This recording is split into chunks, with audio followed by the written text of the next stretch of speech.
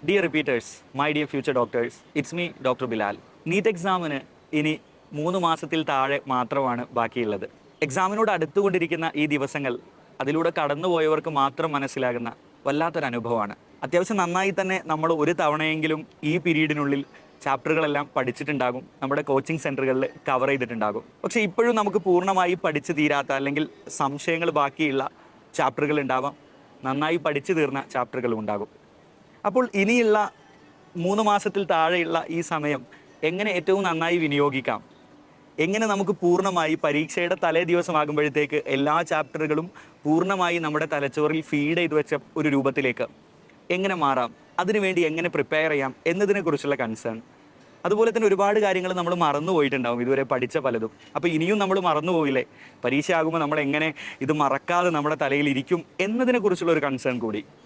അതിനെല്ലാം അപ്പുറത്ത് in case എന്തെങ്കിലും ഒരു സാഹചര്യം കാരണം പരീക്ഷയിൽ നന്നായി സ്കോർ ചെയ്യാൻ പറ്റിയില്ലെങ്കിൽ, നമ്മുടെ റാങ്ക് ഒന്ന് ബാക്കിലോട്ട് പോയി കഴിഞ്ഞാൽ ബാക്കിയുള്ളവർ എന്ത് കരുതും, നമ്മൾ ആളുകളോട് എന്ത് പറയും, ആളുകൾ ചോദിക്കുമ്പോൾ കുടുംബക്കാരോട് വീട്ടുകാരോട് ഒക്കെ നമ്മൾ എന്ത് സമാധാനം പറയും, ആളുകളെ എങ്ങനെ ഫേസ് ചെയ്യും എന്നതിനെക്കുറിച്ചൊക്കെയുള്ള അരക്ഷിതത്വം. ഇങ്ങനെ നിരവധിയായ മാനസിക സംഘർഷങ്ങളിലൂടെ ആയിരിക്കും ഓരോ റിപ്പീറ്ററും ഈ ഒരു പീരീഡിൽ കടന്നു പോവുക. ഈ സമയത്തെ നമ്മൾ ഏറ്റവും നന്നായിട്ട് പ്ലാൻ ചെയ്ത് ഉപയോഗിച്ച് കഴിഞ്ഞാൽ നമുക്ക് ഏറ്റവും നന്നായിട്ട് എൻട്രൻസിൽ നല്ല ഒരു സ്കോറിലേക്കും നല്ലൊരു റാങ്കിലേക്കും എത്തിപ്പെടാൻ പറ്റും എന്നതാണ് യാഥാർത്ഥ്യം.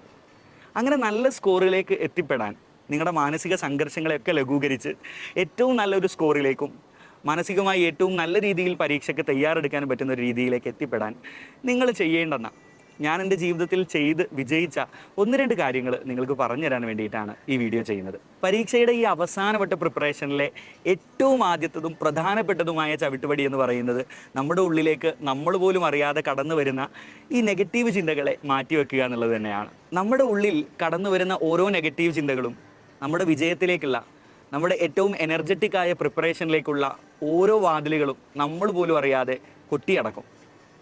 അതുകൊണ്ട് നെഗറ്റീവ് ചിന്തകളെ പൂർണ്ണമായിട്ട് മാറ്റിവെച്ചുകൊണ്ട് നമ്മൾക്ക് ഉറപ്പായിട്ടും എൻട്രൻസിൽ റാങ്ക് കിട്ടും. കാരണം ഇനിയും നമ്മുടെ മുന്നിൽ ഒരുപാട് സമയമുണ്ട്. നമ്മളെപ്പോലെ തന്നെയാണ് മറ്റുള്ള മനുഷ്യരും, അവരും പഠിച്ച പലതും മറക്കുന്നുണ്ടാകും, അവർക്കും നമ്മുടെ പോലെ ഉള്ള പ്രശ്നങ്ങൾ ഉണ്ടാകുമെന്നും പരീക്ഷയ്ക്ക് ഇനിയുള്ള സമയത്തെ പ്രിപ്പറേഷൻ ഇനഫാണ്, നമ്മൾ പഠിച്ചാൽ കിട്ടുമെന്ന പോസിറ്റിവിറ്റി നിങ്ങളുടെ ഉള്ളിലേക്ക് നിറക്കാൻ നിങ്ങൾക്ക് എപ്പോഴും പറ്റണം. ആ പോസിറ്റിവിറ്റിയാണ് നിങ്ങളിൽ പഠിക്കാനുള്ള ഇന്ധനം, പഠിക്കാനുള്ള ഫ്യൂവൽ നിറക്കുക. ഇതിൻ്റെ കൂടെ തന്നെ ആളുകൾ എന്ത് പറയും, ആളുകൾ എന്ത് ചോദിക്കും എന്നതിനെക്കുറിച്ചുള്ള കൺസേൺ പൂർണ്ണമായിട്ട് ഒഴിവാക്കുക. ആളുകൾ അങ്ങനെയാണ്. ഇനി എൻട്രൻസ് കിട്ടി MBBS എല്ലാം കഴിഞ്ഞാൽ ആളുകൾ ചോദിക്കുക, PGക്ക് പോകുന്നില്ലേ, PG റാങ്ക് കിട്ടിയില്ലേ, PG എൻട്രൻസിൽ റാങ്ക് വന്നില്ലേ എന്നായിരിക്കും. നിങ്ങൾ MBBSും PGയും കഴിഞ്ഞാൽ ആളുകൾ ചോദിക്കുക, വലിയ ഹോസ്പിറ്റലുകളിലൊന്നും ജോലി കിട്ടിയില്ലേ എന്നായിരിക്കും. ആളുകൾ നിരന്തരമായി അങ്ങനെയാണ് മനുഷ്യരുടെ പ്രകൃതം. അത് മാറ്റിവെക്കുക. എന്നിട്ട് നമ്മുടെ സ്ട്രോങ് ആയിട്ടുള്ള പ്രിപ്പറേഷനിലേക്ക് തിരിച്ചു വരാം. ഇനിയുള്ള 3 മാസക്കാലം നമുക്ക് എങ്ങനെ സ്ട്രോങ് ആയിട്ട് പ്രിപ്പയർ ചെയ്യാം. പരീക്ഷയുടെ അവസാനവട്ട പ്രിപ്പറേഷനിലെ ഏറ്റവും പ്രധാനപ്പെട്ട ബാക്ക് ബോൺ എന്ന് പറയുന്നത് നമുക്ക് കൃത്യമായിട്ടുള്ള ഒരു റിവിഷൻ പ്ലാൻ ഉണ്ടാവുക, അല്ലെങ്കിൽ ഒരു റിവിഷൻ ടൈം ടേബിൾ ഉണ്ടാവുക എന്നതാണ്. ചാപ്റ്ററുകൾ ഡെപ്തിൽ അറിയുക എന്നതുപോലെ തന്നെയോ അല്ലെങ്കിൽ അതിലേറെയോ പ്രധാനപ്പെട്ടതാണ് ആ ചാപ്റ്ററുകളെ പലതവണ റിവൈസ് ചെയ്യുക എന്നത്. അത്തരത്തിൽ റിവൈസ് ചെയ്യിപ്പിക്കാൻ വേണ്ടി നിങ്ങളെ കൊണ്ട് നിങ്ങൾ പോലും അറിയാതെ ചാപ്റ്ററുകൾ പലതവണ റിവൈസ് ചെയ്യിപ്പിക്കാൻ വേണ്ടിയിട്ടാണ് നിങ്ങളൊക്കെ പഠിച്ചുകൊണ്ടിരിക്കുന്ന എൻട്രൻസ് കോച്ചിങ് സെൻറ്ററുകളിൽ നിരവധി പരീക്ഷകൾ നടന്നുകൊണ്ടിരിക്കുന്നത്. പക്ഷേ ആ പരീക്ഷകളോടൊപ്പം തന്നെ നിങ്ങൾക്ക് നിങ്ങളുടേതായിട്ടുള്ള ഒരു റിവിഷൻ സ്ട്രാറ്റജി കൂടി ഉണ്ടെങ്കിൽ 2-3 തവണ റിവൈസ് ചെയ്യുക എന്നിടത്ത് നിന്ന് 5-6 തവണ ചാപ്റ്ററുകൾ റിവൈസ് ചെയ്യുന്ന നിലയിലേക്ക് നമുക്ക് എത്താൻ പറ്റും. അങ്ങനെ 5-6 തവണ നമ്മുടെ റിവിഷൻ്റെ എണ്ണം കൂടി കഴിഞ്ഞാൽ നമ്മുടെ കോൺഫിഡൻസ് ലെവൽ വർദ്ധിക്കും. നമ്മുടെ കോൺഫിഡൻസ് ലെവൽ വർദ്ധിച്ചാൽ നമുക്ക് കൂടുതൽ പ്രൊഡക്റ്റീവായിട്ട് പഠിക്കാൻ പറ്റും. നമ്മുടെ നെഗറ്റീവ് ചിന്തകൾ ഒരുപാട് കുറയും. അങ്ങനെ പരീക്ഷയുടെ പ്രിപ്പറേഷൻ അതിൻ്റെ ഏറ്റവും മാക്സിമം പ്രൊഡക്റ്റീവായ രീതിയിൽ നമുക്ക് മുന്നോട്ട് കൊണ്ടുപോകാൻ പറ്റും. അതിനുവേണ്ടി നിങ്ങൾ ചെയ്യേണ്ടത്, നിങ്ങളൊക്കെ കേരളത്തിലെ വിവിധ കോച്ചിങ് സെൻറ്ററുകളിൽ പഠിച്ചുകൊണ്ടിരിക്കുന്നവരായിരിക്കും മഹാഭൂരിഭാഗം ആളുകൾ. ആ കോച്ചിങ് സെൻറ്ററുകളിലെ പരീക്ഷകളെല്ലാം തന്നെ നമ്മൾ സീരിയസ് ആയിട്ട് എടുക്കണം.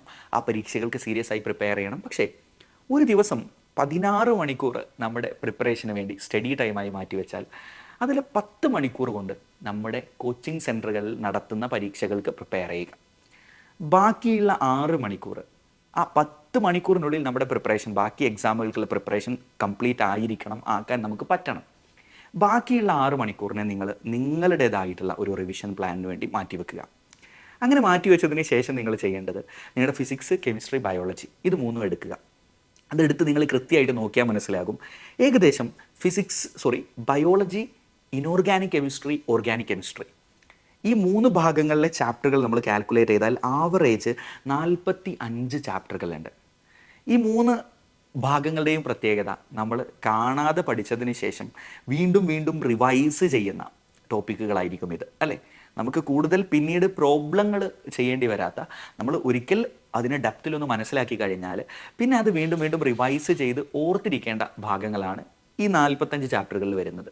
അപ്പോൾ അത് നിങ്ങൾ ചെയ്യേണ്ടത് വീണ്ടും വീണ്ടും വായിക്കുക എന്നുള്ളതാണ്. അത് വായിക്കാൻ നമ്മൾ ആദ്യമായിട്ട് വായിക്കുമ്പോൾ ഒരുപാട് സമയം എടുക്കുമെങ്കിലും പിന്നീട് നമ്മൾ റിവൈസ് ചെയ്യുമ്പോൾ മേ ബി ഒരു 2 hour കൊണ്ട്, ആവറേജ് ഒരു 2 hour കൊണ്ട് നമുക്ക് കംപ്ലീറ്റ് ചെയ്യാൻ പറ്റുന്ന ചാപ്റ്ററുകളാണ്.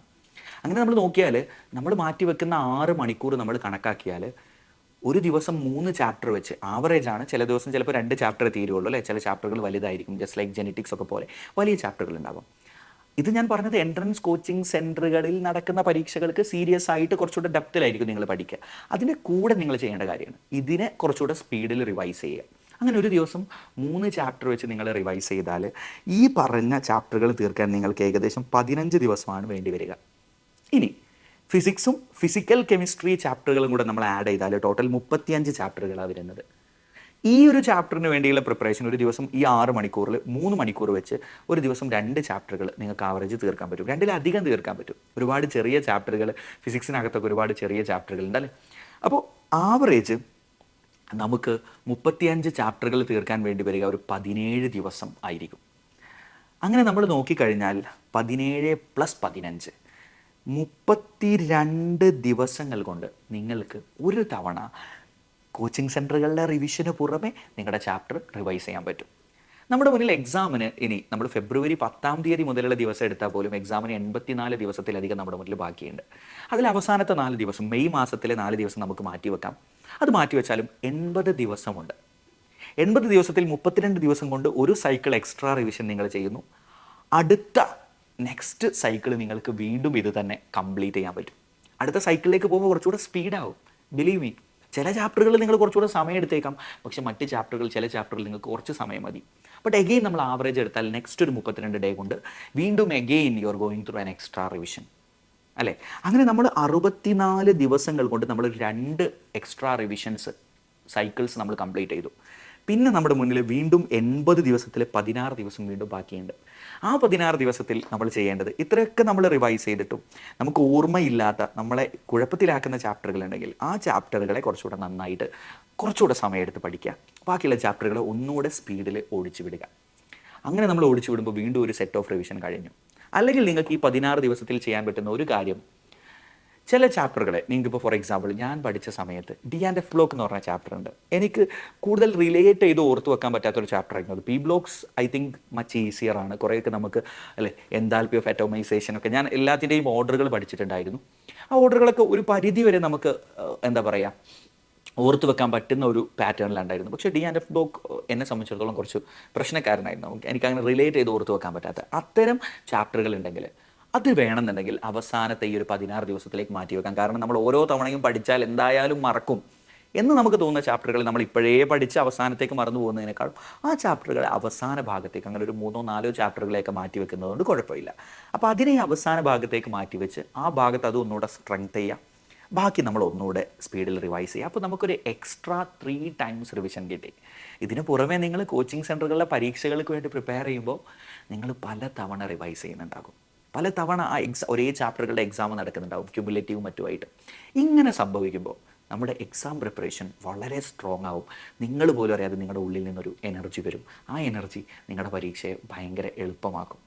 അതിനോട് കൂടെ നിങ്ങൾ ചെയ്യേണ്ടൊരു കാര്യമാണ് ആത്മാർത്ഥമായിട്ട് ആഗ്രഹിക്കുക, പരീക്ഷ നീട്ടി കിട്ടണമെന്ന് ആത്മാർത്ഥമായിട്ട് പ്രാർത്ഥിക്കുക.